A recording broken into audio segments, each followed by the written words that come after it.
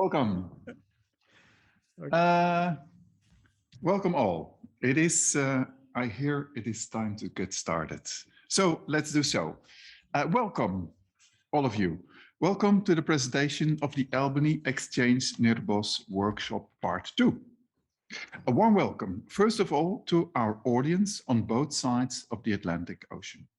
And a special welcome to our guests, Deborah Hammer and Paul Meurs. And finally, of course, to the participants of Workshop Part 2. My name is Jean-Paul Korten, and I will moderate today's session. I will do so jointly with Matthijs Witte and Cara Macri. We are generously supported in our joint endeavor today by the Dutch Heritage Academy, whose studios in Amersfoort we are gratefully using today. Let me start with walking you through today's program. Let me briefly explain. After the opening that we are in now, we will be introduced in the themes of Workshop 2 by Cara and by Matthijs. Next, we will learn about the findings from Neerbosch, followed by a reflection by Deborah Hammer. You, as an audience, will be given the opportunity to join the debate. We will then take a short break before we proceed with a second presentation concerning the case of Albany, with a reflection by Paul Meurs. After which, as an audience, again, you will have the opportunity to join. Meaning altogether that we will end today's program at 11 a.m. Eastern Standard Time, being 5 p.m.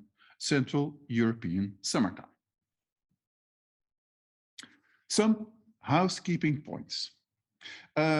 We ask you to switch on your camera, but to switch off your microphone, unless you are talking, of course. I have to mention that this webinar will be recorded, and it will afterwards also be shared through the website of the Cultural Heritage Agency of the Netherlands and also by the Albany Heritage Foundation. For the audience, there is a possibility to participate in today's program through the chat. My colleague Matthijs, who is sitting here with me, will gather all your questions and comments that will be addressed during the 2 rounds of discussion. Let me now briefly elaborate on the aim of this program. The Albany Exchange Neerbosch program is a joint endeavor of the Historic Albany Foundation and the Van't Lindenhout Museum in collaboration with the Cultural Heritage Agency of the Netherlands.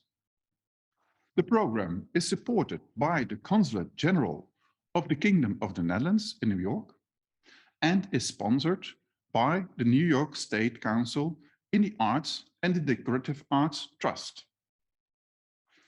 This program aims at knowledge exchange between the United States of America and the Netherlands on the topic of sustainable conservation and preservation of historic structures in their spatial context. This we try to achieve by means of a comparative case analysis. During the program, we compare the case of 48 Hudson Avenue in Albany with the Kinderdorp premises in Neerbosch, Nijmegen, the Netherlands. Although the conditions differ largely on both sides of the Atlantic Ocean, the challenges faced are quite similar, as we noticed during part 1 of the program, as we executed last February. Then we focused on the spatial context of the cases, which opportunities the case structures offer to spatial development, and vice versa, which future perspectives the spatial context can offer to the case structures. In part 2, we focus on the use and the possible reuse of both case structures. And this is what the 2 groups have been working on last Monday and Tuesday. Each case has been analyzed by a team consisting of participants from both countries. By means of overseas input, we want to introduce a fresh approach to local issues. Today, we will hear the outcomes of the analysis of both cases and see if and to what extent the overseas input has been useful. But before we come to the presentation of the outcomes, let us give you a brief impression of each case. Matthijs, may I ask you to introduce us to the case of Kinderdorp Neerbosch? Please, maybe first introduce yourself. Okay, I'm Matthijs Witte. I'm Senior Advisor for Architectural History at the Dutch State Agency of Cultural Heritage. And I'm an advisor for the provinces of Gelderland and Overijssel in the Netherlands. And in this way, I was introduced to the Kinderdorp Neerbosch in Nijmegen, because Nijmegen is also my area of advice. And the director of the museum, Esther Banki, came to us and asked if maybe the pavilions, which we're talking about in this second workshop, could become national monuments. And so she asked to come to this place, and I was really wowed and by this beautiful green area in the west of Nijmegen. And the history is even more interesting. I came into the museum. It's only open once a week on Wednesday, and they've got 5,000 visitors each year, which is a shame, because it's a beautiful little museum in this beautiful little church. And this church was the orphanage church of the big children's orphanage village of the Protestant orphanage village in the west of Nijmegen, which is kind of special because Nijmegen is a Catholic city, but this Mr. Van't Lindenhout, he was in the 1860s. He came. He wanted to give a home to many orphans in the Netherlands. So he built this this church and all the buildings around it with gifts from other people from the Netherlands, and it turned out to become the biggest youth care and orphanage city or in the Netherlands, with over 7,000 pupils at the same time. And they were housed in big old buildings in bunk beds, and girls and boys separated. And in the 70s, there was a new idea about youth care in the Netherlands, that every child should have his own room. So there was this person who, architect, who came up with a new layout of this whole area. And so the whole area was renewed with very structuralist architecture, with the 10-sided pavilions, which I will talk later. And now we have this problem that they're old, they're dilapidated, they're empty. What should we do with them? And that's what our group in Neerbosch talked about. So I would like to give the floor to Kara to talk about her projects. Okay. Thank you, Matthijs. Can everybody hear me? Yes? Okay, making sure my microphone's working again. Thank you so much for letting us join. This workshop has really been wonderful. So I'm Kara Macri. I'm the Director of Preservation Services at Historic Albany Foundation. And we are the kind of historic preservation not-for-profit in New York State's capital city. We have a lot of different things that we do to help people preserve and protect and really enjoy Albany's rich architecture. And one of the most important things that we do, and near and dear to my own personal heart, is the Van Ostrande-Radliff House. The building that you can see here while it at the moment is kind of a hidden building within a building, with this lovely scrim on the front that depicts what it looked like when it was constructed, it is the oldest building in the city. When Albany was first founded as Fort Orange in 1624, we were a Dutch city, and we remained culturally Dutch and built in the Dutch style almost hundreds of years later. And so the Van Ostrande-Radliff House is one of the very few, too, in fact, kind of holdout remnants from this very, very early part of Albany's culture. We have worked on trying to advocate for and kind of save this building probably since the late 1980s. And in 2013, we were very lucky to have the opportunity to actually acquire the building so that we could take a little bit more of a stronger role in its protection and preservation. And one of the big things that we've always focused on with this building is really making it open and available to the public. It's really something spectacular to behold in person. It doesn't look like much on the outside, but on the inside, it really is breathtaking in its just simple, authentic architecture. So after we acquired the building and we began bringing people through, we realized we really needed a plan for how we were going to treat this building. As you can see, it looks a little rough, buried in its shell. And so as we looked at it, we constantly got the question of, well, what is it going to be and what are you going to do with it? And we knew that we didn't have enough expertise. While we have a lot of amazing experts around us, we really needed outside input to make sure that whatever we did was the right thing and that it had the maximum impact on not just our little public, but potentially even on a global scale, since it's not just our heritage, it's also shared heritage that we have with the Netherlands. So as we were working on our historic structures report, we had reached out to the Cultural Heritage Agency and said, please share with us all of your knowledge. And this wonderful workshop has kind of been the culmination of that. So this week we had a fabulous conversation about how do we reuse this historic structure and really engage the public on multiple levels. So hopefully you'll all be able to see some of the images that we used and we talk about later. And we have a fabulous 3D tour of it for those who aren't able to come visit in person. You can kind of look around on our website. But yeah, we would love to host you all in our little Dutch house. So there's my Cliff Notes introduction to the building. Okay, thank you, Cara, and thank you, Matthijs. That was a brief yet comprehensive introduction to the subject of today. We would love to take your invitation, Cara, and once there is the opportunity, we will certainly do so and come to visit your premises, since we are very interested after all that we heard and are going to hear today. But so I think we should move on now to actually the first round. Let's look at what now, what was the findings were. I think we have become very curious now for the outcomes of the workshop. And may I ask Matthijs to present the outcomes of the case of Neerbosch first. Together with Esther Banki, the director of the Van't Lindenhout Museum, and Karolis Dragunas, a young architect who's now working on the premises of to make the museum of the church more sustainable. We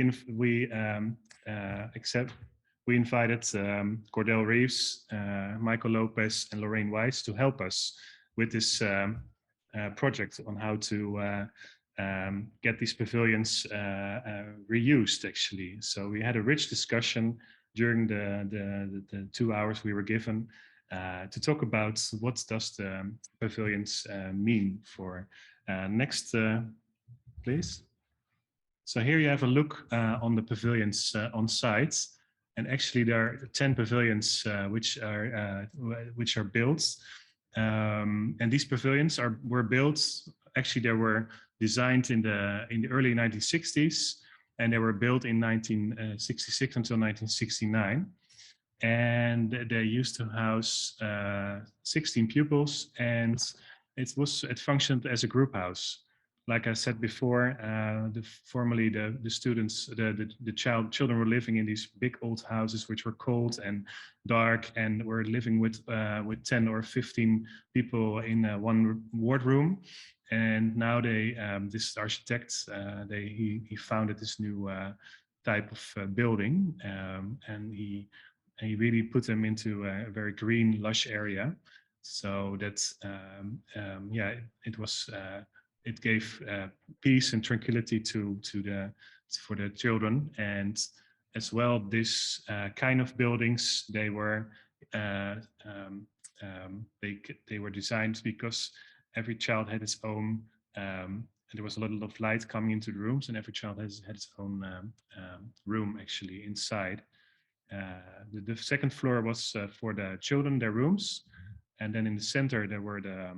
Can I have the next slide? Yeah. So here you see the layouts of the 10 pavilions which were built on the site. And actually there were 25 more planned on the whole site, but they never had money to build all of those pavilions. So there was a lot of. Now on the left you see the design and the structure plan, and there will it should become very big, this children's village, but actually in the end it stayed rather small because there was no money left to build. And they actually built later. They built four squared pavilions as well in the left corner, down left corner. So yeah, so we see this. You see this use for from the 80s, from some pictures from the 80s.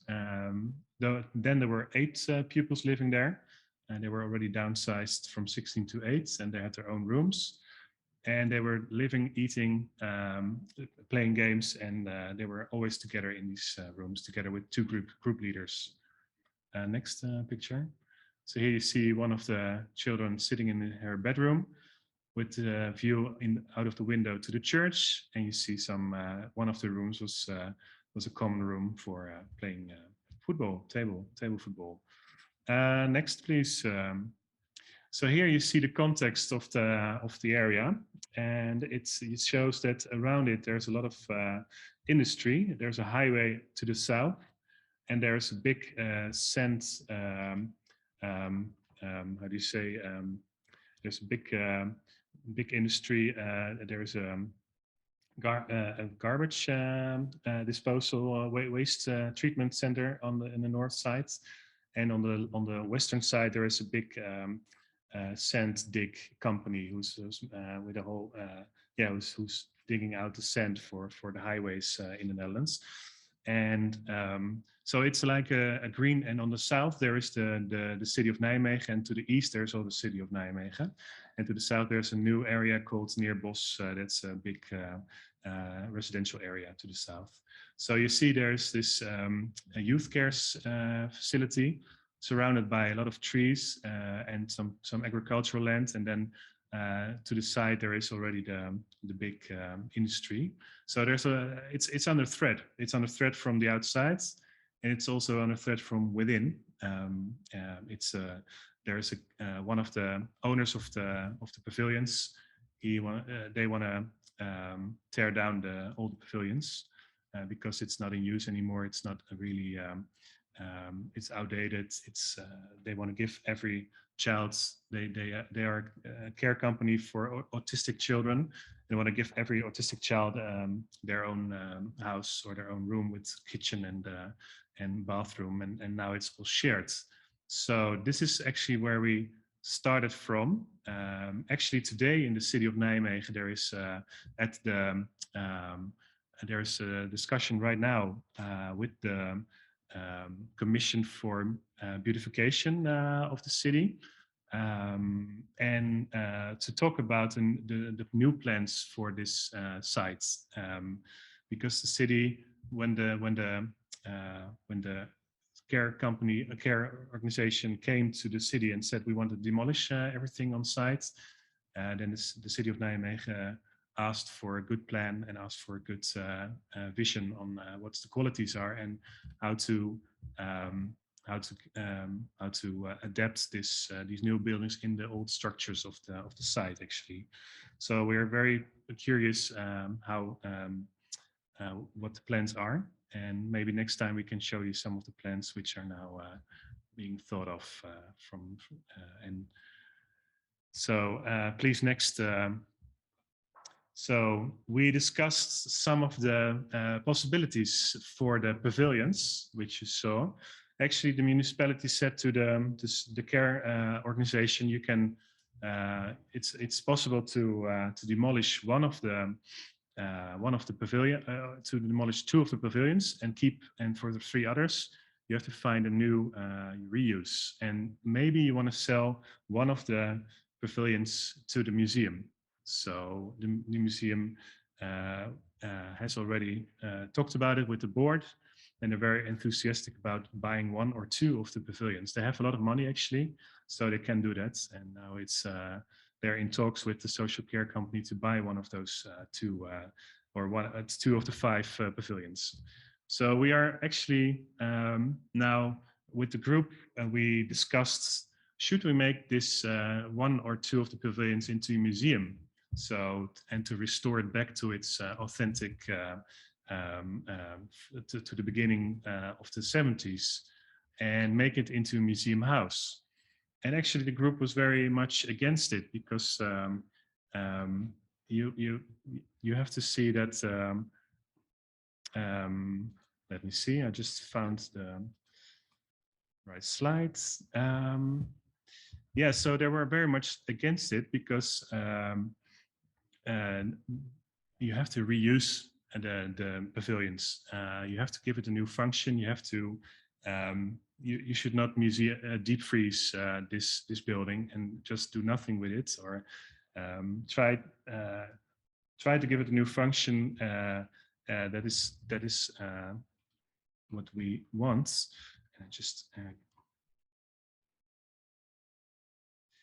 And one of the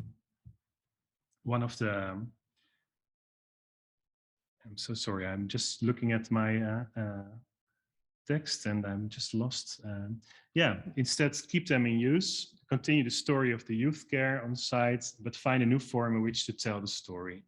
And we were considering keeping the monumental values. If you're gonna reuse it, you have to do some interventions in the building. But actually, the structure, the layout is so special that you always have to abide to those strict design rules. So changing it from the outside is challenging. From the inside, it's quite flexible. The floor plan is flexible.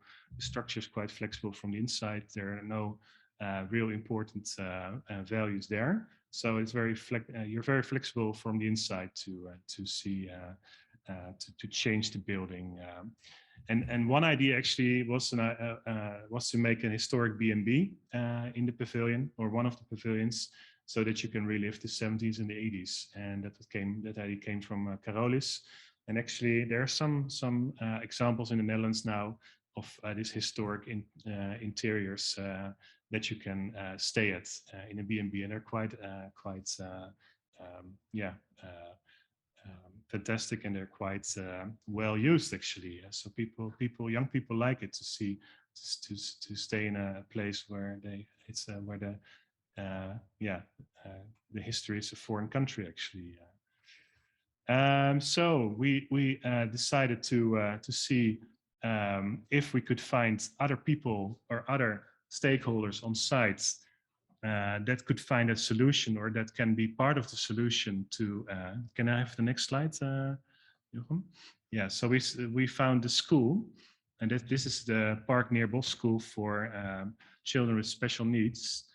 And we set the American host, the Reflectance, said to us, please go and talk to the board of the school and see if they have problems with the use of space. Do they need more space? Do they need more activities in other parts of the area? And actually, that's a very good idea, because this school has 160 pupils, and they are actually quite into giving skills to young people, and they work with artists already. They work with craftsmen, and they're actually quite they're extending their building here in the area, or they want to stay here in this area. So yeah, maybe this is a part of the solution. Ask this stakeholder, invite them to the museum or invite them to this to the pavilions. Let's show them what the quality is, and maybe they see some opportunities. And also, yeah, one of the main functions could be a mixed use of various type of handwork, arts and crafts. And this is also in line with the history of the crafts and skills taught by the orphanage in the past. And also the school tries to empower the children through skill development. So this would be in line with their own values as well. And you don't need, what I said before, you don't need to do a lot of interventions within the existing buildings. You can just go in and use them. So the advice was attract local artists and craftspeople and engage them with the school children. So new artistic programs are developed on sites. And also the school could offer new ways to get funding to reuse the building. So that was, next slide, please. So the group also highlighted that you don't need an oven-ready solution to the problem of reuse, and temporary use of space can have its influence on the more permanent use of space. And the pavilions, with their high authenticity and their attractiveness, can become an incubator for new functions. And the example was given from the Americans, the Albany Barn, which is a good example within Albany of a sustainable creative arts incubator. And why not? Could the pavilions be something like that as well? Yeah, and perhaps a short-term or more informal type of access might work as an initial use for a pavilion, and something low-key that would create some activity before any long-term program could be developed. We are very much in favor of this. And in Nijmegen, there's already so much experimented with temporary use of space. So there's already agency, there's expertise on how to give old buildings new functions, and it works already quite well. And there is an audience for it too. So why not? Could it not happen here in Neerbosch? Who knows? And we talked about serving the offices around. Sorry. I'm still here, yeah. We talked about serving the offices and industry around Kinderdorp Neerbosch to use the pavilions as a meeting place. Is there more need of meeting venues? That's what we have to find out. It could be interesting. A challenge will be if the museum is able to supply enough volunteers to accommodate those needs of those groups. And as a solution, the museum or the pavilions could be contracted out or outsourced to a caterer, and the museum could take a commission from the use of the buildings. Lorraine Weiss was telling us that she contracts out some of her buildings on the Shaker side, so could be very much used here too on the Neerbosch area. Next slide, please. So one of the key strengths of the area is this lush and green landscape. We call it the bucolic landscape. And there are not so much visitors these days, and not so many people in Nijmegen know the beauty of this place, but it's a real asset of the place.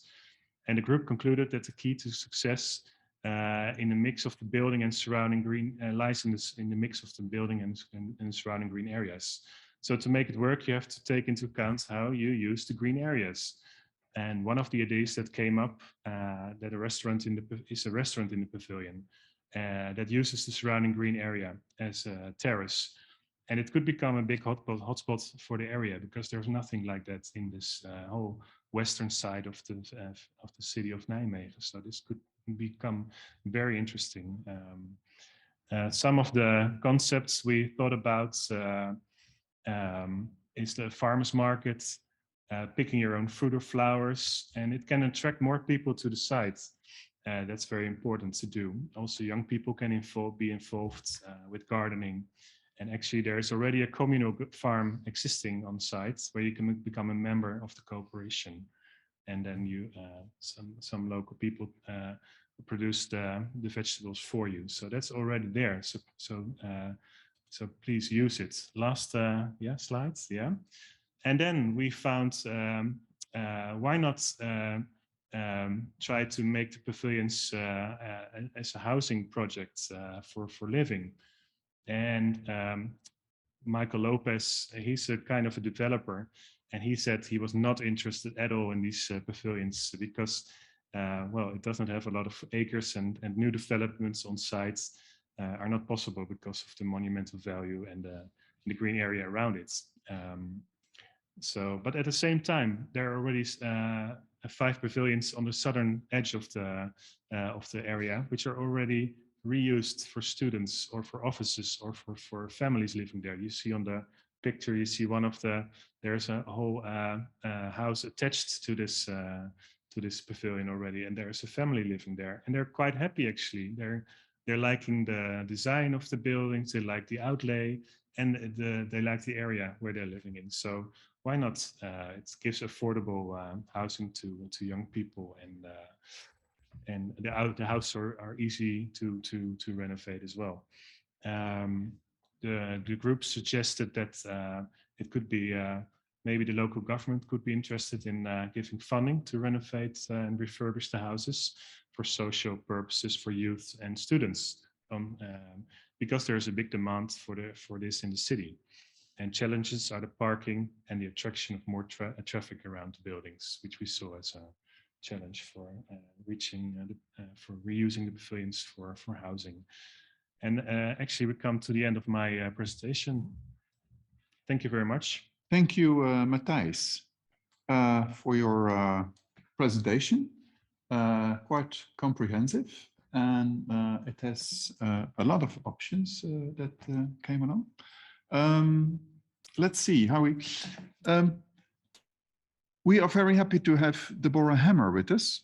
Deborah Hammer is director of the New Netherlands Institute, where she is responsible for initiatives aimed at identifying, preserving, digitizing, and translating Dutch language documents in repositories around the world. Deborah, may I ask you for a reflection on the presentation just provided by Matthijs? Yes, of course. Can you all hear me well? Yes. Yes, okay. Thank you, Matthijs. This is, I will say that I'm more familiar with the 1660s and 1670s than I am with the 1960s and 1970s. So it's a thrill for me to be here, but I'm also gonna, I think, bring some of that historical expertise that is my bread and butter to your presentation, which I really, really enjoyed. And I hadn't seen these spaces before, and they are quite lovely. And I could easily imagine someone wanting to live there. And many of your ideas and the group's ideas were really wonderful. But I guess some of my questions about this, and I'm sorry if it reduplicates things you've already discussed in your group, but you haven't really mentioned much about the history of the buildings for the people who lived there in the time when it was, it sounds to me like it was an orphanage. And it could be, you haven't mentioned as stakeholders, people who kind of went through that as their living situation and as their school system. So I'm wondering, first of all, if you've made contact with any students or any of the group leaders, who are, I mean, still alive, obviously, and what they say about these plans, and especially in light of the fact that, I guess I'm wondering a little bit about whether this space, the way you've presented it, is that it's very beautiful, and I see that it's very beautiful and green, but it's also a space that's, it seems to be, based on your presentation, is kind of separated from the rest of the city. And I assume that was part of kind of an intentional design on the part of, I'm sorry, I've forgotten his name, the gentleman who created this. So I'm wondering if you could comment like a little bit more on what it means to make a space that I think was intentionally meant to be separate, to bring it back into the city, to weave it back into the fabric of the city, and to get people out there. What does it mean to kind of, I think, try to reuse a space that was purposely meant to be separated, and how could we incorporate that into the plans for future usage? and it sounds like things are kind of encroaching more and more on this green area. Um, so, you know, um, what does it mean to that this area is kind of now just it has this such a strong historical significance. So I guess but like as an overarching point, I guess I just want to get more at the history of these structures and the people specifically who are in them, and what could we do in redevelopment and reuse plans that would incorporate the people who had been through this system. And you know, I guess I point also to in the United States and especially in Canada right now, we're having a lot of discussion about residential schools, especially for Indigenous peoples, and how these were actually quite traumatic places of separation. And I guess I'm just wondering how, if that's part of this story, obviously not to the same extent as Indigenous people. And you've mentioned also that this was a kind of Protestant haven and a Catholic environment. So, you know, what does that mean, that it was for people who were perhaps a little bit less welcome? I'm guessing, you know, in the 19th century, at least in Nijmegen. So I guess I'll stop there, but I really enjoyed this presentation, and I'm very eager to see what you're able to do with the pavilions. So just as the overarching thing, though, I just want more of the history to be involved. And I know that may be a personal preference based on my own expertise, but that's what I'm offering to you today. Thank you. Yeah, thank you, Deborah. I think that was very interesting. So actually, I see two main points here for discussion and debate. And one is indeed that the history of the place, and to what extent can this history still be relevant for today and the future. And the next thing, which I think is also very sharply formulated, that is the context has changed. When it was constructed, it was in a distance from the city, and now, as you explained, Matthijs, the city is growing to the site.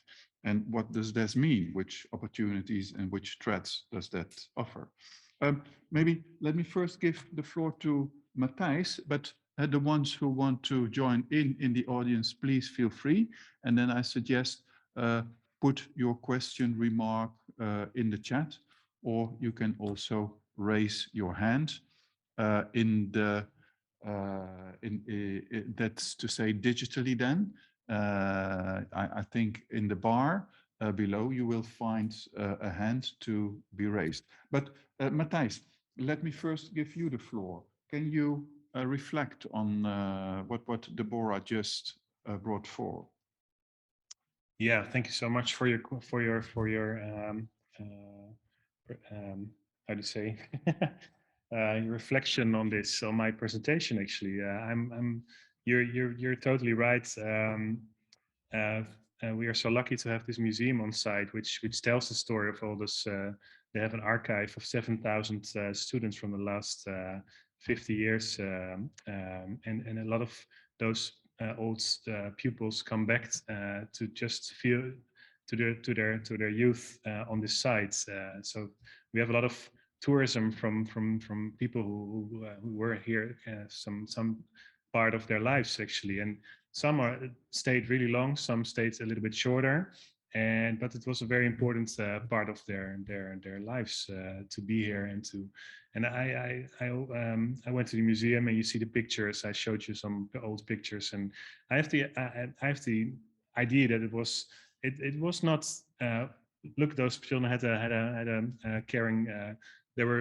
These were the first professional carers for.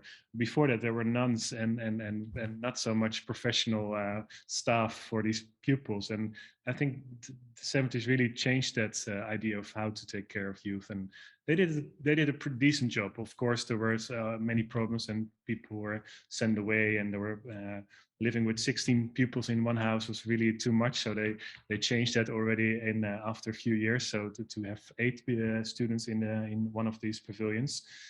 So you see also on the site, you see a lot of changes, and within the structure you had a stove or a fireplace, and a lot of children would burn their hands. So the fireplace was really to sit together around the fireplace in the 70s, and now they demolished that in the early 80s because it was too dangerous for the children. So yeah, I got of course the museum can tell you a lot of, the Esther Banki, the director, can tell you a lot of more about the history, about how the students grew up there, if they had a good time there. I guess so. And in former days, from the 1860s to the 1920s, there were of course a lot of orphans there, and that is something which is almost not present anymore on site. That's a pity.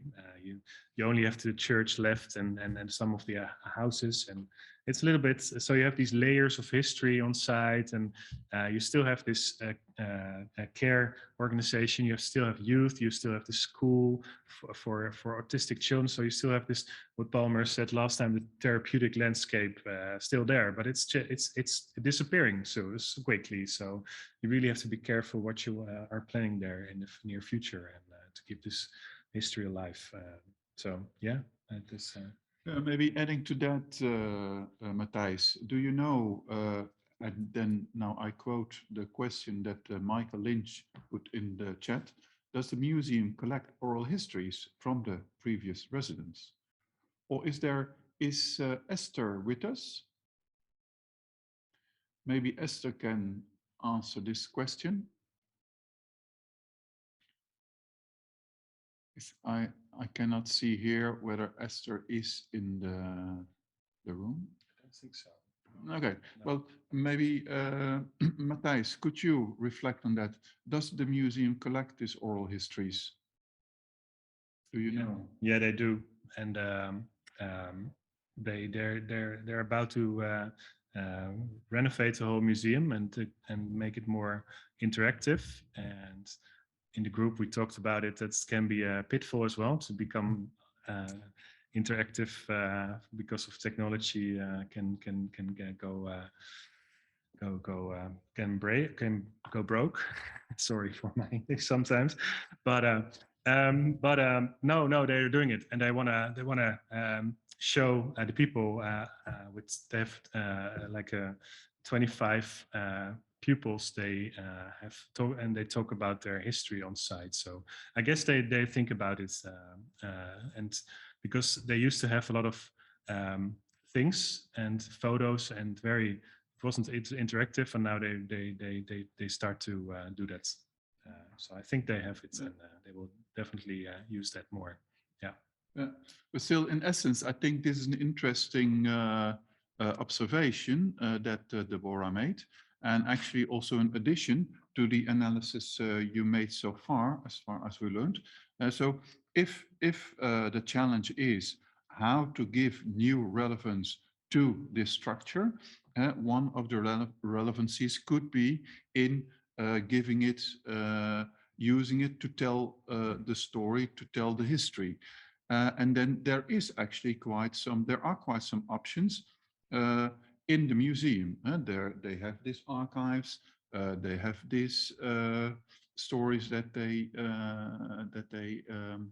gathered. So there may be an option. Then maybe the question is there enough a market? Is there enough a request for this kind of activity on such a location? Do you know about that, Matthijs? That's a very good question. We just started, right? So actually, Yeah. when we started 1 year ago, I couldn't dream that we could save one of these pavilions already, and now we are already talking about the reuse of these pavilions, because that was very. So yeah, I think there's so much, like in Nijmegen, there's so much going on. It's a very, very interesting city, and a very economic, it's a very affluent and very growing city as well. So yeah, if people want to find new places, and definitely this is a place to be in the near future, maybe. And like the idea of a restaurant on site, or to get some attraction, you have to start somewhere. You have to start attract people, and that's what the museum should do. And they are only with 2 or 3 people now, but they wanna get more staff and more volunteers. So hopefully they're gonna you now have the momentum, I think, and I hope they are dreaming like we are dreaming here. Yeah. Deborah, you bring up one more idea. Can you explain? Yeah, just this conversation has made me think that, you know, it's possible that there might be some stakeholders who would want to create some kind of scholarly or writers retreat, you know, kind of a place where people could spend scholars or writers can spend a month or 2 working on their creative projects. And I think there's an opportunity for them to be related to the city itself. It's an opportunity, but could you elaborate then why then should this be the best place to do so? Or what Well, make this place a good to do so? I think a couple things. One is you're already talking about a place that has a tremendous history going back to the 19th century. So, you know, I think people who are doing kind of creative writing or scholarly writing, it's good to situate them in a place where they can a space that can be conducive to thinking about the past of the place that they're in. So why not, you know, give them a space to do something creative in, where they're kind of already feeling the past of the city and the area. And I think it's especially important. I mean, this is you know, I'm an American, so take this with a grain of salt. But you know, obviously, everyone in the United States knows Amsterdam, and they know Leiden, and they know these places, but you know, they don't necessarily know your city. So, you know, why not make a place that's very specifically rooted in your own history, where people can write about it and advance it to the larger, you know, global community? Yeah. No, that's, but maybe could I ask some of the other participants in the workshop? Can they reflect on this? And so in the end, it comes down to using the structure to give relevance to tell the history, to tell the story. To what extent would that fit on this location? Could anyone? Yes. Please. Yes, Ben. Yes, Ben, please. Okay, thank you. Well, I am from the city of Nijmegen, so I know the situation quite well. I'm really surprised that there's even a question if there's a need for housing, because there's a really urgent need for housing in the city of Nijmegen, especially for temporary housing and for special target groups. So I was happy that Matthijs ended with the idea of using the pavilions for housing,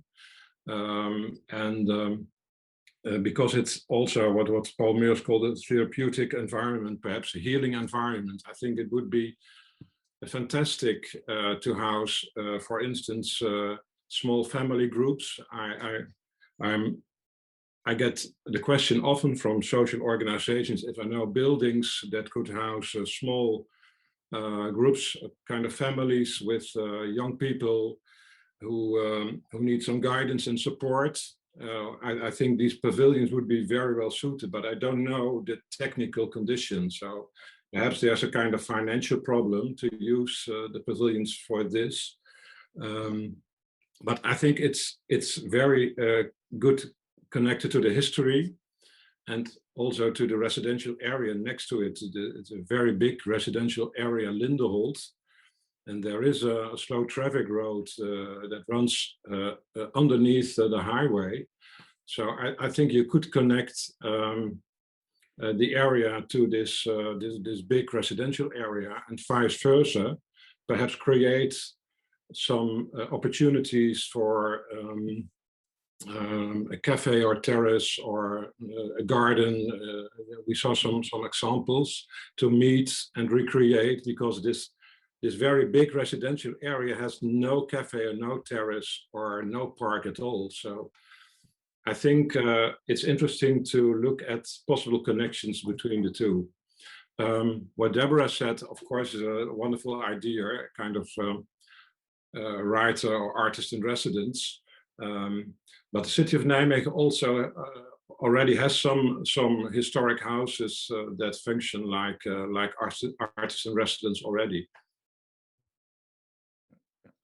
And then, Ben, if I may ask, how do the different things that you mentioned, how do they relate to each other? Is it, could you combine making residential places to support specific families? And does that combine in a right way to making a restaurant and a cafe? Is that a good combination? Or yeah, there are lots of very good examples where this is combined, because oftenly these organizations don't want to isolate the groups from society, so they're always looking for connections and possibilities that people come into it. And of course, these young people can be active in a cafe or terrace. They can work there. So I think it would be socially, it would be a very good combination. Yeah. Okay, interesting point to take along, I would say, for the further plans. Now that you are with us, Ben, you put also a point in the chat which relates to what we just discussed, and which relates to the other point raised by Deborah. That is how the location actually is connected now to the city. And what you tell is that actually there still is a disconnection between the city and the location. Could you explain? Yes, very much so, because this highway that runs south of it and the industrial area around it made the Kinderdorp Neerbosch psychologically even further from the city away. In earlier days, you could walk or take the bike and go into it and feel the atmosphere, but now you feel that you have to go through industry and traffic, and so I think it would be a thing to try to take these psychological barriers away somehow. Or could it also be an asset, maybe, that it has some isolation? Maybe that is something, some of the features of the area that you could also use, maybe? Yeah, I think so, because they are there. So it's not possible anymore to let the Kinderdorp get into the city. That's not possible. So there will always be a physical barrier, but you could make it so attractive and a kind of destination for the people of Nijmegen to go there. So that psychologically you could take the barrier away. I think that would be possible. Yeah. Okay. Thanks. Kara, you have to add something here. Could you unmute yourself and explain?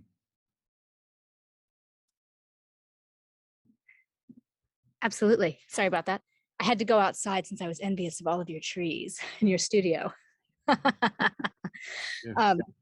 I had just commented quickly, Ben, when you started talking about temporary residences for families, especially with children with needs, it immediately made me think of the Ronald McDonald houses that we have in the United States, which are kind of homes away from home for families who have ill children who are hospitalized.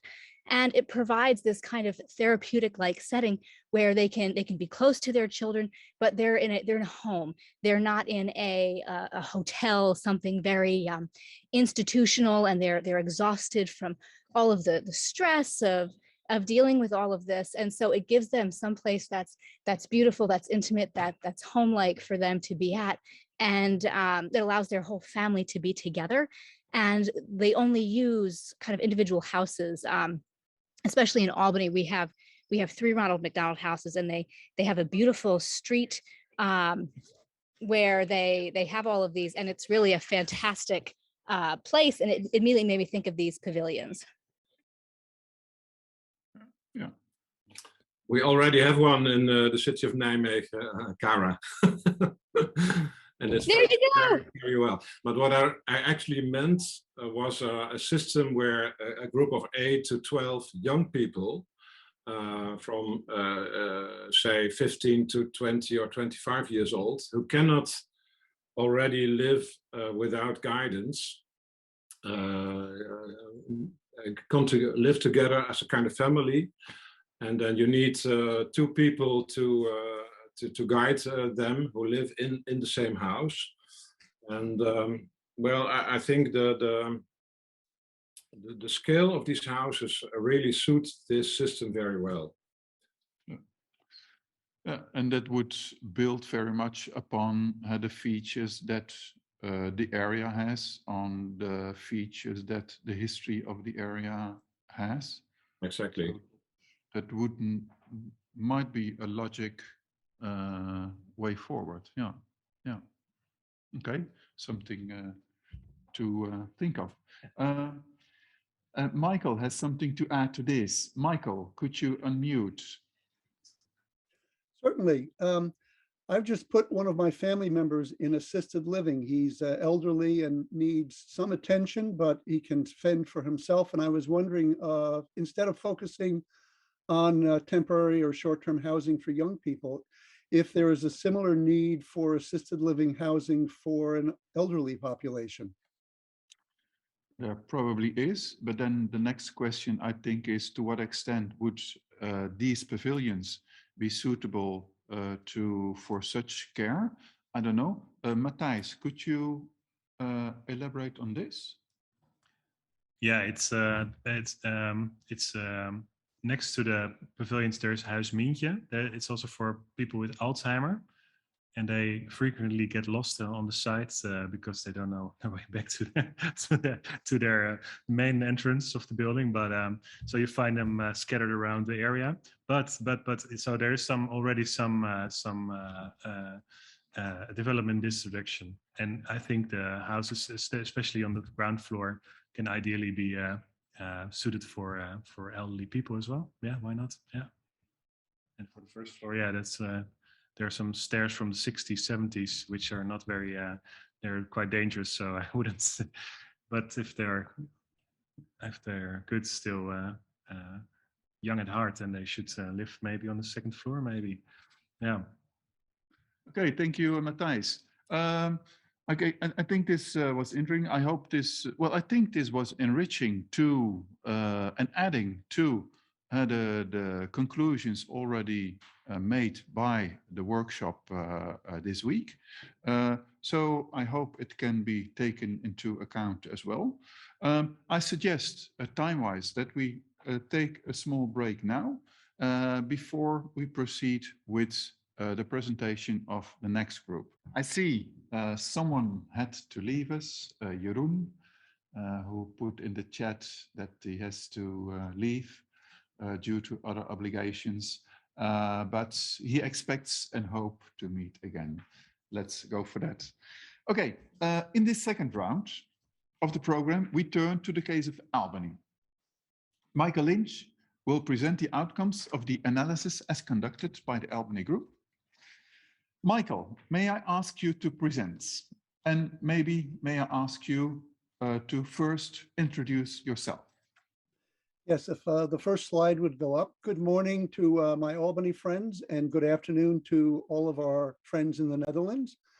My name is Michael Lynch. I was one of the 9 panel members discussing the possible future of the Van Ostrande-Radliff House in Albany. Next slide, please.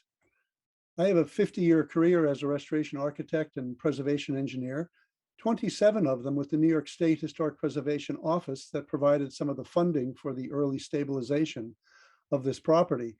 But my personal interest in Dutch culture stems from the fact that I grew up in the Mid-Hudson Valley, halfway between New York City and Albany, surrounded by the tangible and intangible evidence of Dutch culture, including going to school with 10th generation descendants of original Dutch settlers with names like Van Eycken, Van Leer, and Ostrande. Next slide, please.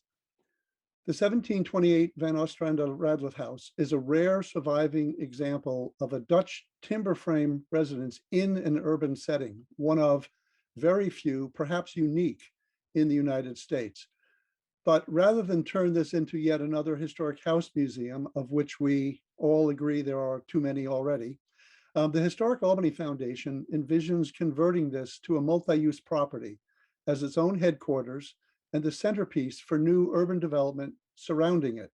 So the discussion of our group had less to do with what to do with this house, but more with how to facilitate its development due to the fact that it's surrounded by an 8-acre parking lot. Next slide, please.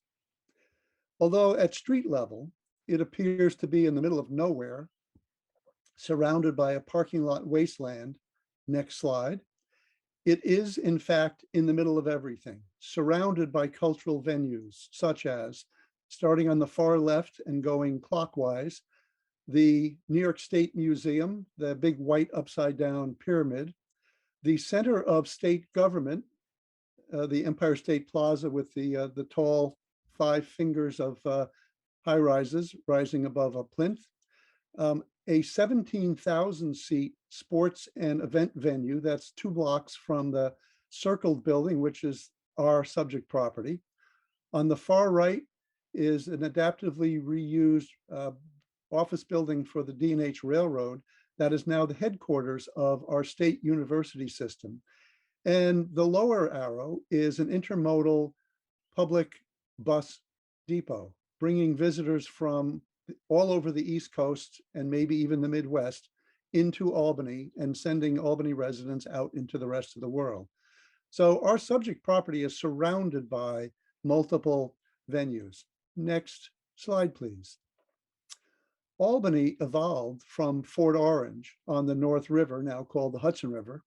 Fort Orange is the site of which was destroyed by all that highway construction you see at the bottom of the image in the 1970s. So right now, Albany is actually cut off from the very historic reason it exists, its connection to the Hudson River.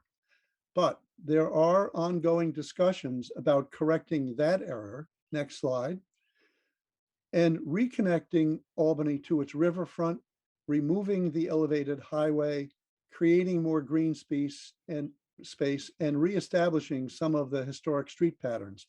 And again, the circled building is our subject building. And you can see there's a lot of development potential around it. This, next slide, this would allow the Van't Ostrande-Radliff House to connect visitors to over 400 sites associated with Dutch culture beyond Albany in the Hudson and Mohawk River valleys. With funding from the New York State Office and the Dutch Consulate, recent survey identified roughly 400 sites, and each one of those is represented by one of those dots that tell the story of Dutch culture, Dutch settlement, Dutch history in the Hudson Valley and the Mohawk River going west. And the Van't Ostrande-Radliff House could be the center for people understanding where all those are and a directory to how to get them and what is there. Next slide, please. But we do know there are many more stories to be told beyond the Dutch, including that of the Indian nations with whom the Dutch traded and who lived in this area for millennia. Right now, there is no museum or cultural center in the Albany region that tells their story. Next slide. And as a society, we are just beginning to tell the stories of the enslaved humans who helped create the wealth and build the mansions represented by all those house museums we have in the area. On the bottom 2 slides represent archaeological finds. Those are chains found subsurface in Albany during previous excavations for construction of large office buildings. Next slide, please. There it is. In Auburn, New York, the New York State Historic Preservation Office helped with the construction of the New York State Equal Rights Heritage Center that serves as a starting point to learn about and direct visitors to the many sites in central New York associated with the centuries-long fight for human rights. We think the Van Ostrande-Radliff House can be the place that connects visitors to the Dutch culture that surrounds us. Next slide. This house can be the starting point for that Albany experience. But what we discussed was when and how to get that started. We know that big ideas take a long time to become reality. And along the way, people lose interest, energy dissipates, and master plans sit on shelves and there's no implementation. So we don't think we should wait. Mendel Rovers introduced the panel to the concept of guerrilla development. Next slide. Guerrilla development consists of a series of short-term, temporary activities and uses that bring people to the parking lot desert so they become interested in and invested in the long-term use and development of the site with the Van Ostrande-Radliff House as a focal point. Many, many ideas were suggested, including painting lines on the parking lot to outline the palisade walls that enclosed the original Fort Orange and Albany, temporary exhibits. Next slide. And we know from other development projects in Albany that well below grade, there are archaeological resources that span centuries. One option that was discussed is partnering with the British company called Dig Venture that uses volunteers under supervision of professional archaeologists who can actually come out and dig Albany's history. This is an example of a volunteer dig that was done in nearby Columbia County, about 40 minutes away from Albany. Dig Ventures has already expressed an interest in participating in archaeological excavations in Albany. Next slide, please. And what better use for a parking lot than a car show? Next slide. Historic Albany already offers craft training. Why not bring it out into the open and teach homeowners how to care for their historic buildings, either using the Van Ostrande-Radliff House as an example or just as the site? Next slide, please. Nope, go back one. Thank you. Weekend flea markets and food vendor trucks are excellent uses for paved open space. Now the next slide. And why not a drive-in movie projected on the back of the Van Ostrande-Radliff House? On the right, this is something that's already happening in downtown Albany. The outdoor movie theater is temporarily set up on a green space right in the heart of downtown Albany. Why not use the parking lot behind the Van Ostrande-Radliff House for a similar setup? And the big question is, why do any of these things? Next slide. Because the Van Ostrande-Radliff House matters. Our group, as I said, focused more on how to use the Van Ostrande-Radliff House to spur development of the 8-acre parking lot that surrounds it. Historic Albany already has a plan, some funding in place, and is well underway to converting this property into a multi-use facility. The real question is what happens around it. Thank you, and now we're open to questions. Thank you, Michael, for your comprehensive and very clear presentation. We are happy to have Paul Meurs with us, who was with us also the first workshop. Paul Meurs is partner and architect researcher of Steenhuis Meurs, a company working in the Dutch heritage industry. And on behalf of the Cultural Heritage Agency and the Dutch embassies, he regularly travels abroad. Paul, may I ask you for a reflection on the presentation as just provided by Michael? Yes, it's my pleasure to do that, because it's such a tremendous challenge you have, but also something really to cherish. This small little house on this immense parking lot. It's a kind of dramatic setting for what heritage is about. It's about keeping a stronghold, keeping something which nails modern cities to their past, some place where inside you can reflect and make a time travel, whereas outside you're in the middle of the downtown of a modern city. So it's really a fantastic case, but also a problematic or a difficult one. And I think it was very inspiring, your thoughts not to make it a museum, but to really use the fact that it's in the heart of everything to create a new perspective for this place, for more than just visitors, but for all kinds of urban activities and visitors, and links to a whole network of heritage sites in the region. So the big challenge is how can we put everything upside down? How can this peripheral context become what it is on the map, the center of a city? You do not experience it, but there should be a trick to do that. How can you tell the stories? And I think it's very nice that it's not just the stories of the Dutch, but also the cultural context in which the Dutch arrives. It's about the making of a society where all the people who were there and who came from all over the place all together build up this nation. And I think it's this inclusive approach, I think is very important. That it's not a Dutch souvenir for the people who have a Dutch surname in the States, but it's really a birthplace, the cradle of a modern country, a modern nation. And then there's this thing that this birthplace has to be converted into this starting place of all kinds of experiences, as you said. And I think what Mendel, our friend Mendel, was saying about the guerrilla development is very interesting. The question is about conservation, but the main challenge is placemaking. How can we make this a place, an active place in the mental map of the city, citizens of the city, of the visitors of the city, that it becomes a natural destination within the downtown of the city. So this dual thing of having a vision on the long term of what it can become, if we are very patient, and then I imagine that this will become, for instance, a beautiful park. We have this little house similar to the garden house of Goethe in the city of Weimar, this old house in a downtown setting. That could be this how I say, inviting perspective for the long run, something which seduces people to admire the place. But then there's this short time, this guerrilla activities.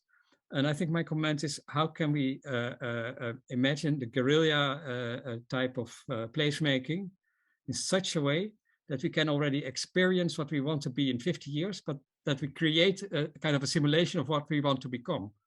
I think placemaking activities have this potential of creating something there even before it exists, but there's always a danger that it's creating the wrong image.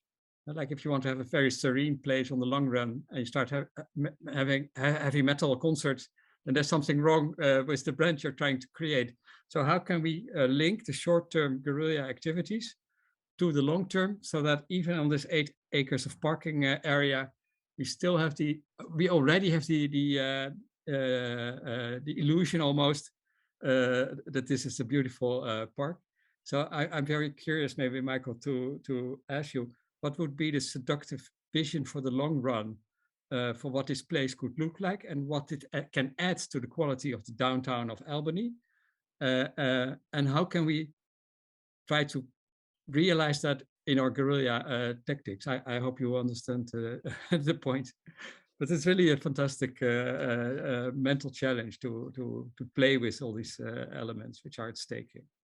Yes, Paul, thank you for that question, because one of the challenges facing the panel is there is no defined long-term vision yet for the parking lot. The property is owned by a local government development agency, and they will be soliciting proposals from developers. So it could turn into any number of things. One of the objectives of guerrilla development is to try and draw attention to the fact that it could be more than just another office park, that it could be a mix of residential, cultural, and commercial spaces. But one of the other things that the panel discussed was the importance of Historic Albany and other stakeholders in the cultural interest in being at the table when there are discussions about what's the request for proposals going to include, what goals will the development agency promote, and what developer or developers will be selected based on what they propose. It's a vast tabula rasa at this point. We don't know what's going to happen.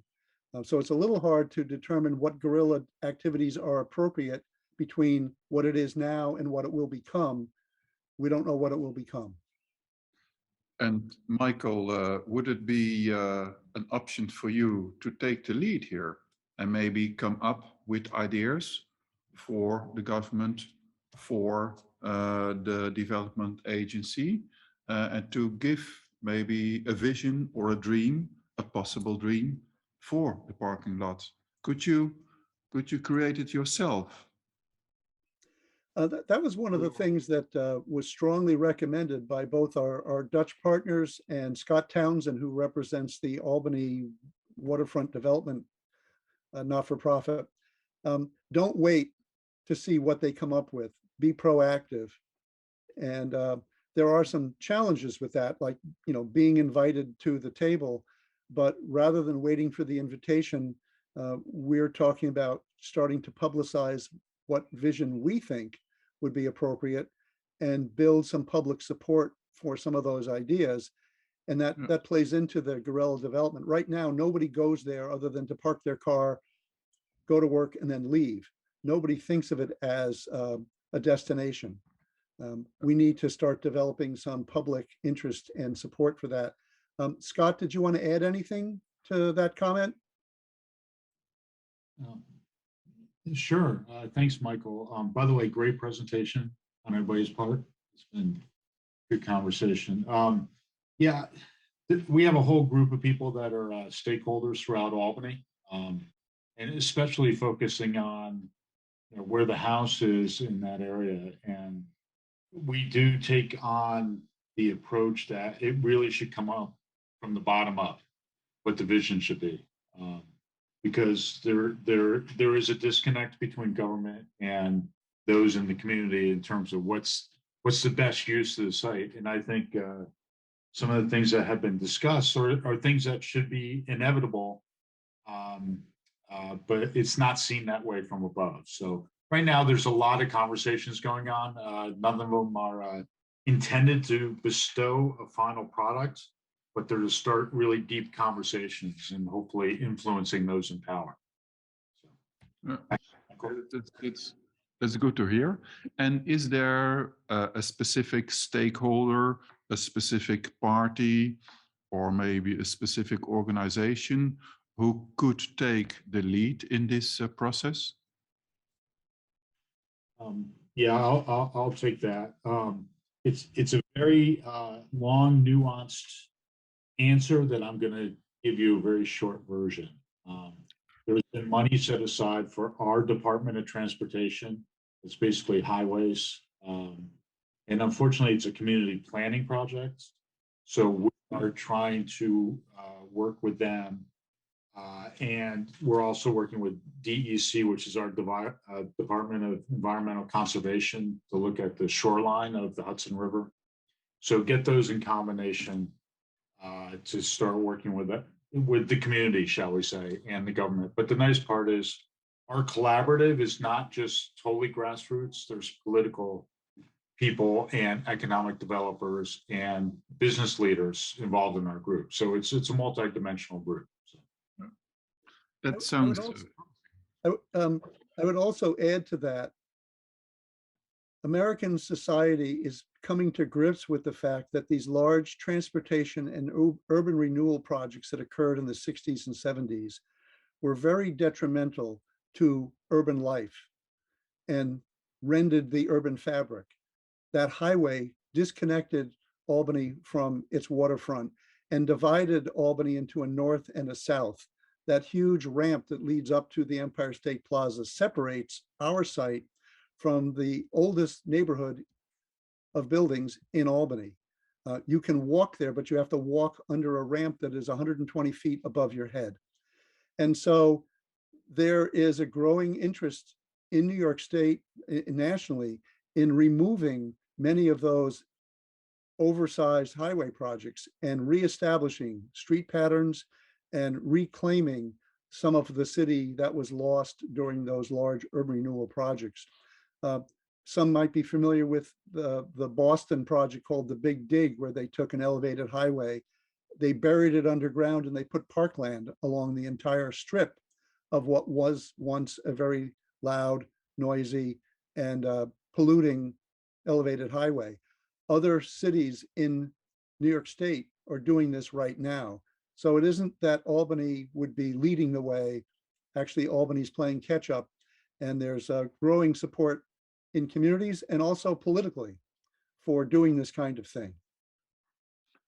Okay, that also sounds promising then, I would say. There was a reflection from Paul in the chat, and there is a hand raised by Ian.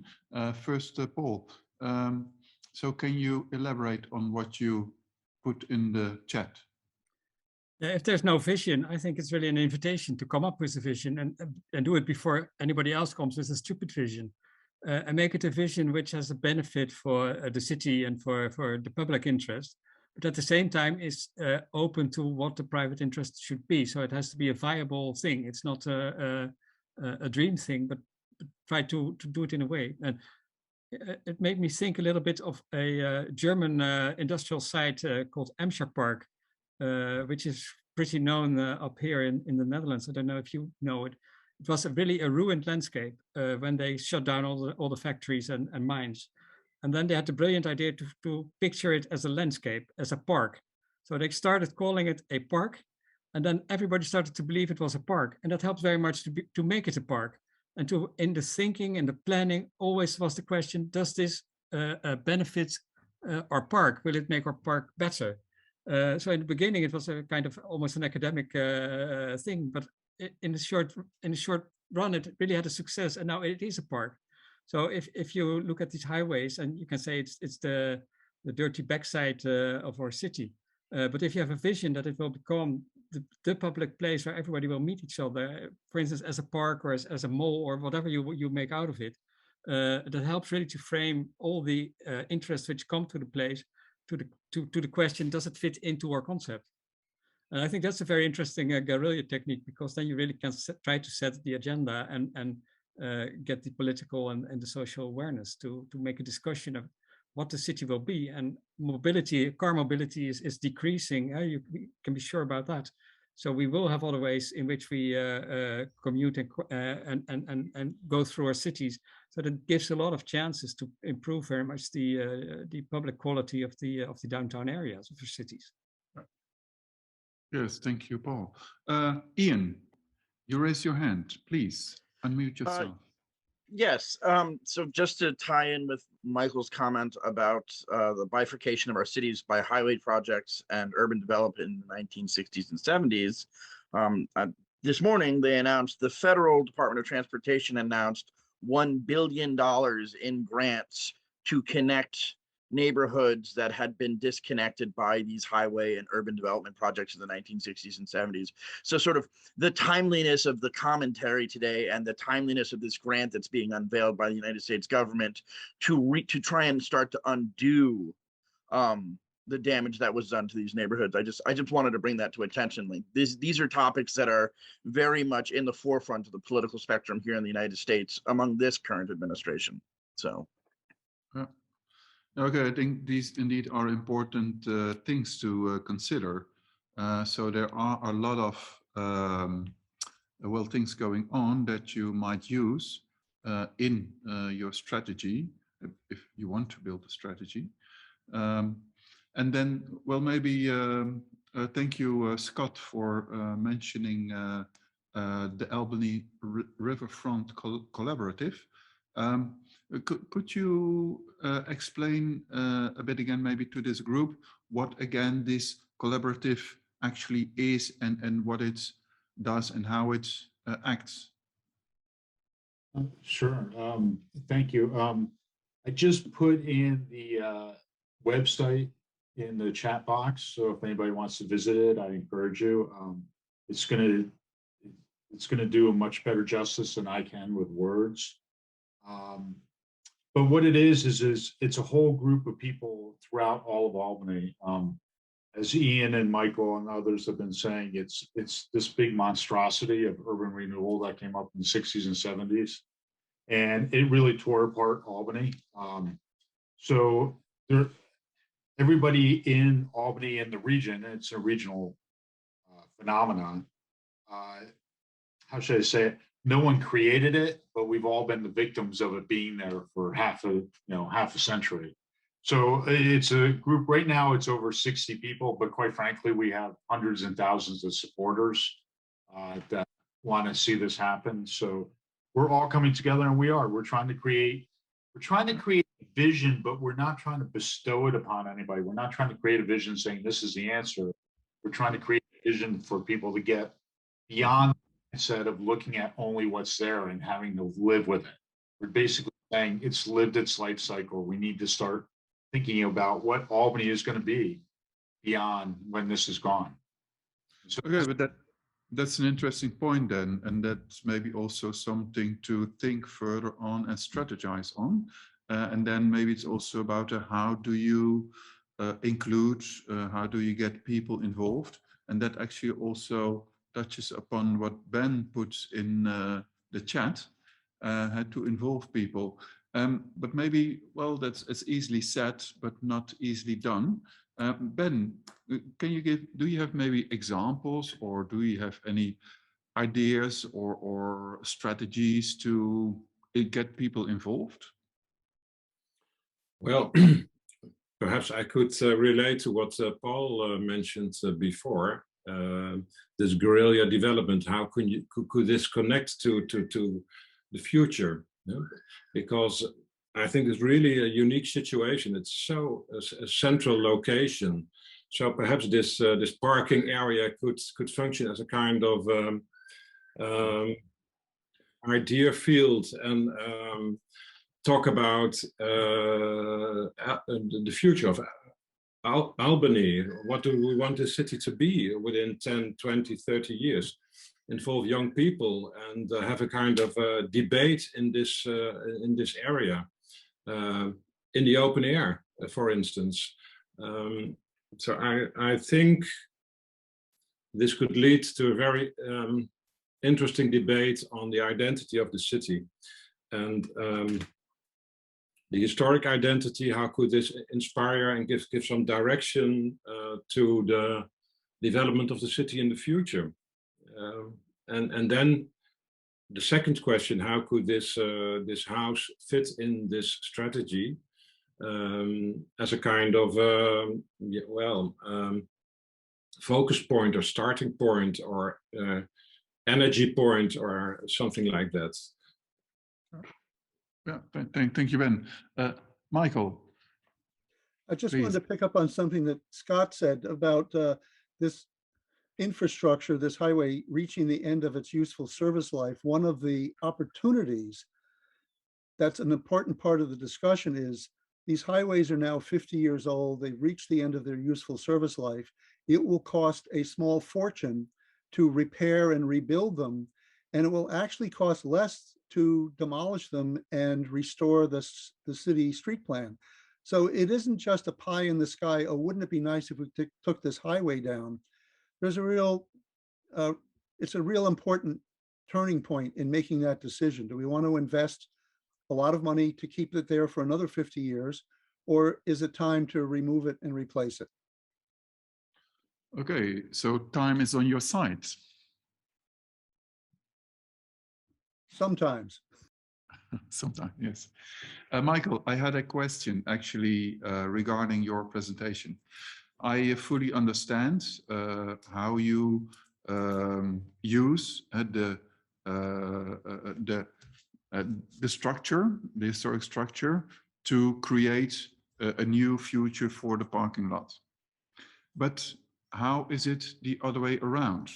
How can this newly created or recreated parking lot, how and to what extent can it also serve the future or the sustainable conservation of the house?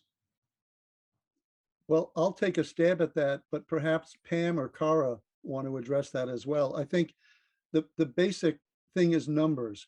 Right now, as I said during my presentation, nobody goes there other than to park their car and go somewhere else. If there is a vibrant community erected around that building, there will be people there throughout the day for any number of purposes. They're leaving in the morning, they're coming home at night. So there's street activity at night from the residents. If there's commercial activity, there's people on the street during the day because they're going in and out of shops. So just having a community developed around it surrounds the building with people, which allows any number of kinds of uses for that facility. Cara or Pam, do you want to add to that? Cara, maybe you can take this.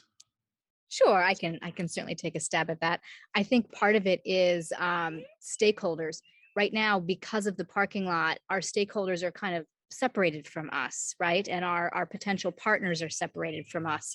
But by having actual neighbors next to us that we can interact with, that is not just the parking lot authority, provides us with a whole new audience and another way to advance the building. We certainly can't do it, I think, by ourselves. Any building that exists kind of on an island where no one's experiencing it, it's not going to be successful. But having neighbors again will actually give us not only people to interact with, but functions to interact with as well. We had talked quite a bit about, how interpreting the house itself, because there's so many additions. The house just kept growing and growing. And so interpreting the house itself on the exterior and to some degree, perhaps through technology on the interior, was a way to help the public experience history, but also that these buildings could play a vibrant role in the rest of it through the additions, because whatever happens here has to be economically feasible. And so having partners and users around us, we can also serve their needs, because right now we don't necessarily have a partner who to help out, to work with.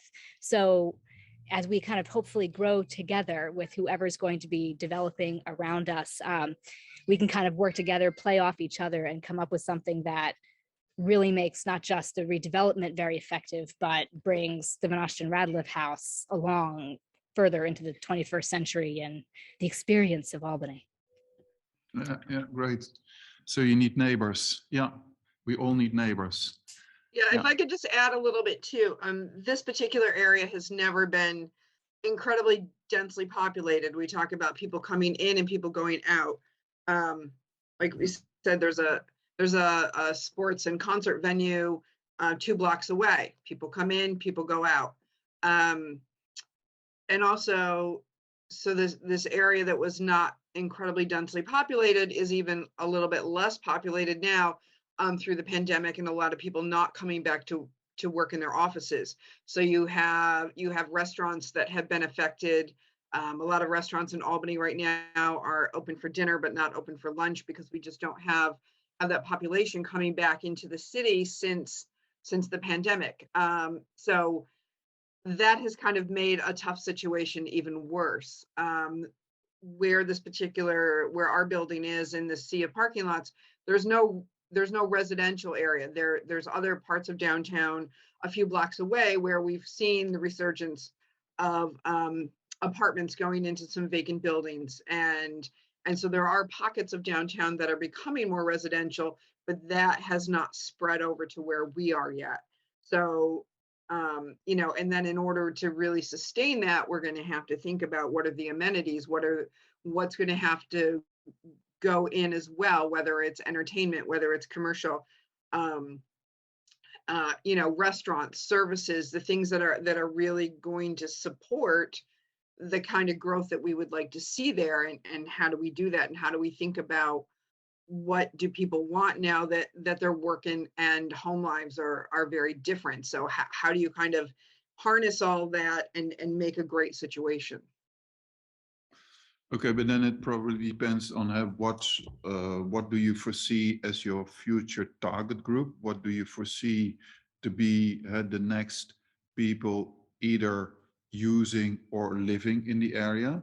And then what would be their needs? But then could you already define that? What kind of target group would fit into the place you have there? And once you know that, I'm not sure that we've all kind of gotten that far. I mean, I assume that at some point it's going to be a mix of residential, commercial, retail, entertainment. But I, you know, unfortunately, as we keep talking about, we're not in charge, but we can really help drive the bus on some of this. So I don't know that the conversation has necessarily gotten that far. Okay, but you can still dream of a situation. We have the opportunity, we in the city and everybody involved have the opportunity to create pretty much a new neighborhood from scratch. And a lot of cities don't get that opportunity. And I think what we keep going back to is we all need to do this right, and we need to do it the right way with the right people involved. I think that's the interesting point, and also the strong point that you have. You have a position in the area, so you have a possibility to somehow, to a certain extent, steer. But there was a hand raised by, first by Michael, I think. Michael, please. I think one of the challenges that Historic Albany will face is the public perception of Historic Albany is that they only care about historic houses.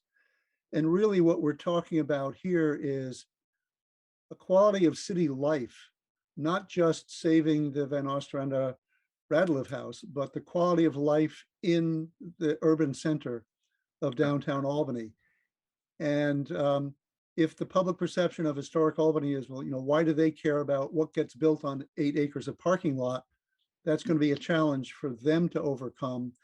We're going to have to partner with other entities that have more of a pro-development, pro-city living persona.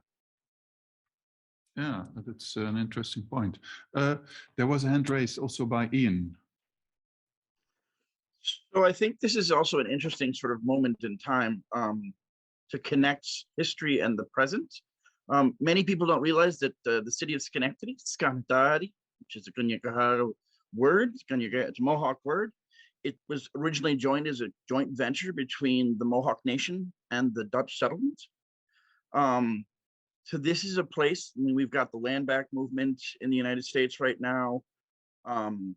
There's a lot of attention being brought to Native issues. This is a place where you could find ready partnership among the local, the Haudenosaunee, what the Europeans call the Iroquois, or the Mohican people who were across the river. This is a place where you could find allies. And I think the Native people would be happy to have to be able to perhaps have part of that 8 acres as a makerspace or a cultural center or something to bring that story back into downtown Albany. Because as Michael said in his presentation, there is nothing in really, besides for the State Museum, where that connection is made. So maybe getting the Native voice at the table as well through guerrilla development, whatever. I mean, there are options here. Yeah. I think Deborah supports your idea. Deborah, can you explain? I mean, I don't think I have anything to add except to say that I think that's a wonderful idea. And it really gets back at the roots of Albany, which is this place where it's the whole reason to have in Albany was because it was a place for cultures to meet and trade. So I think it's time to give back a little bit and let the Haudenosaunee community back into their space and their land to do things and to try to make it a space of collaboration and partnership again. Yeah. Interesting. Scott, you want to add to that? I do. I think these are all great points. There's a lot of energy around it, and I hope you guys can feel it overseas.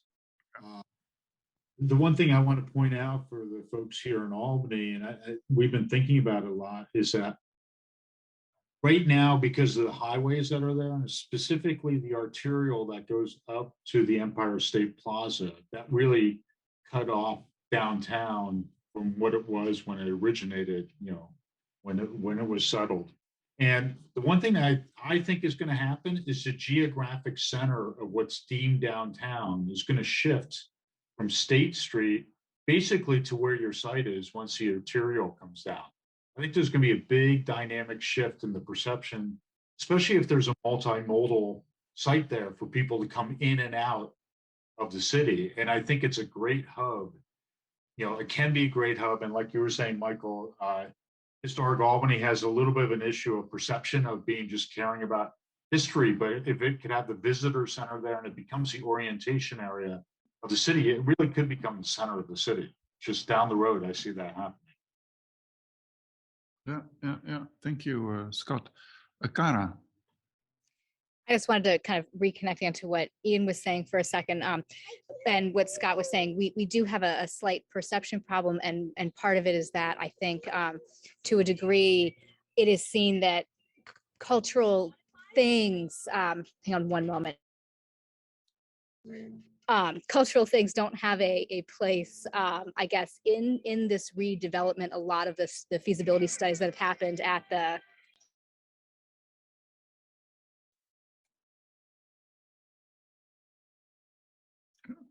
Sorry, my 4-year-old is trying to join our conference with her very loud artwork. We're adding all kinds of cultural things, apparently. As Scott said, we should use the energy that's there. Huh? Oh, I wish I had that energy. But yes, so there seems to be a hesitance to bring some of these cultural things to downtown. And what we loved about the concept of this kind of guerrilla development is it's an opportunity for us to really show how, before this master or not master plan, as we now will never have master plans again, is in place for this area, it's a way for us to show that there is a role here. And Michael mentioned some of the archaeology, and we talked about using obviously the native history and some of these untold stories. And I think there's a huge potential for us to do some of this kind of guerrilla development through events, through programs, things using the site and the building. I mean, we started doing this ever so slightly through some of the events that we're hosting in the building, whether it's a winter festival or whatever. And we're partnering with other groups that are slightly on the periphery of us. But the more we can do this and the more we can pull people downtown for cultural reasons and tell these stories before the developers join, it actually makes the case stronger for us. I mean, we have been working with the municipality to kind of, yes, put forward what our agenda is or what our hopes and dreams and what we really want to see in this area. But there always seems to be this pushback because obviously, history doesn't make money and preservation doesn't make money. And so we need to leave this space for people who are really doing economic development. And so our task is to change that conversation and show, no, this is how history is an economic driver, and really further that within our own municipality. Yeah, I think there are enough examples where history was supporting economic prosperity. So that's, I think, is certainly a strong argument. Anyone else? Well, regarding time, maybe it is about time to wrap up a bit. Paul, there is something, you put something in the chat. Could you explain this?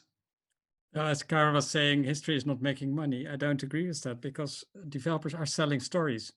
They don't sell bricks. They sell a feeling of a place, and history can add tremendously to that. A big deal of my work is being paid by developers, partly because they're obliged to make this heritage surveys and have advice, but partly because they have an interest in incorporating history into their developments. So it's not one against the other, but if you have this shared thing, and we should never become real estate developers, and they should never become historians or heritage people, but together we can make a beautiful city. And building up from scratch is not really the case in this place, because there's centuries of history hidden and invisible in the city, and it would be a very interesting thing to see how you can get that experience into a new city, a new part of the city, which already has a life incorporated into it, and how you can add that to the quality of the new development would be very challenging. Yeah, thank you, Paul. I think that's very true. So it gives another dimension maybe to the discussion, which to be taken into account. Yeah, so I think time-wise we should try to wrap up. Okay, what can we conclude from this session? I'm not sure if there is one final conclusion to be made. What we discussed, thanks to all the efforts done in the workshops of the previous days and the way you presented it here, one of the key points I notice here is, I think, that it is about giving relevance. How can we give relevance, new relevance to these historic structures that we have? What I also notice, and what we jointly, I think, may observe, that the situation in Albany is very different from the one in Neerbosch. But just due to the fact that they are so different, I think it helps us deepen our understanding of the challenge, since the challenge is in both cases relatively comparable. It is indeed how can we give this relevance of the past to today? And there are many ways to do so, I think. It can be in history. We can use this heritage to tell our history, to tell about our identity, to stick to beauty. Beauty is also an argument, of course. But what we learned, I think, from this conversation, especially that we just had, is that maybe it's not only about giving relevance by the historic arguments. There may also be a lot of other arguments that we can also use to reach our goal. As we just discussed, there may also be an economic argument. This heritage may help us to prosper economically in a better way. And we can use that argument to reach our goal. So it is very much, I think, about strategizing. And in strategizing, we should, try to use as many of the opportunities, as many of the possibilities that we find. And in this kind of conversations that we have now, I learn that there are much more opportunities than at the first sight you may think. And in the end, it is about, gathering all these opportunities, putting them together, and also using the energy, using all the dreams and the hopes and the perspectives that we jointly have, and somehow make them come true. And that maybe is one of the key points that I think, that may be central in this discussion. Finally, what you need, if you want to somehow proceed, you need, not only this dream, but a bit more than that. From this dream, you should somehow be able to distill a vision that in the end, of course, can only come true if it is shared by the people, of course, that live around. But in the end, and that's important, I think, too, a vision that finally should also be shared by the decision makers and by politicians. So that so far is what I can conclude from the discussion we had. But if there is someone who wants to add to this, please feel free. Yes, Michael, please. My takeaway from these discussions is that we shouldn't sit around and wait for the right idea to surface, that we should act now, and the right idea will evolve out of our actions. Okay, yeah, it's an interesting one. Okay, let's act now. Okay, let's do it. Any other takeaways from our participants? Anyone? Scott, to co-create. Scott, you want to explain, you want to elaborate on this? Sure. Scott, Brief. Scott left.